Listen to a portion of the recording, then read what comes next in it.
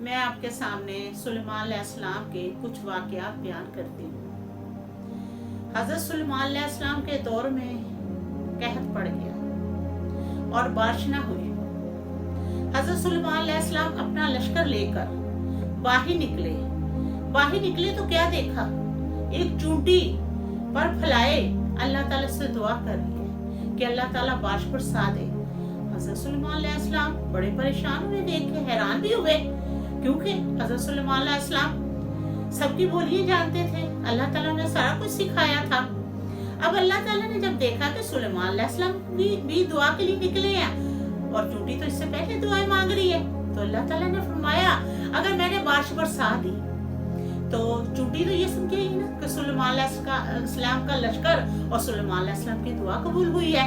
تو اللہ تعالیٰ نے سلیمان علیہ السلام کو فرمایا کہ تو واپس لوٹ جا، کیونکہ اگر میں نے بارش تو ہونی ہے، بارش میں نے برسانی ہے، اگر تو نے دعا کر دی تو چونٹی یہ سمجھے گی کہ میری دعا سے بارش نہیں ہوئی، یہ تو سلیمان علیہ السلام کے لشکر کی وجہ سے بارش ہوئی ہے، تو چونٹی کا تو دل ٹوٹ جائے گا نا۔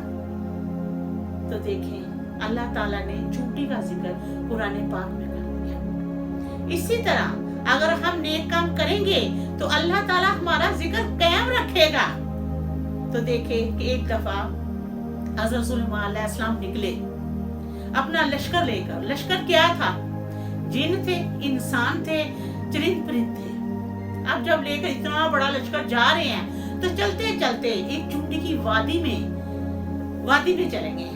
جب وادی میں گئے ہیں تو ایک چونٹی بولی، اے چونٹیوں اپنے اپنے بلوں میں گھس جاؤ، ایسا نہ ہو کہ سلیمان علیہ السلام اور سلیمان علیہ السلام کا لشکر تمہیں روڑ ڈالے اور سلیمان علیہ السلام کو خبر تک نہ ہو۔ سلیمان علیہ السلام نے جب سنا کہ چونٹیوں کی بولی بھی مجھے سمجھ میں آ رہی ہے تو سلیمان علیہ السلام مسکرائے اور ہنسنا شروع کر دیا اور اللہ تعالیٰ کو شکر ادا کیا کہ اللہ تو نے میرے ہر چرند پرند کی بولی سکھائی۔ دیکھیں اللہ تعالیٰ کتنا مہربان ہے اپنے بندوں پر۔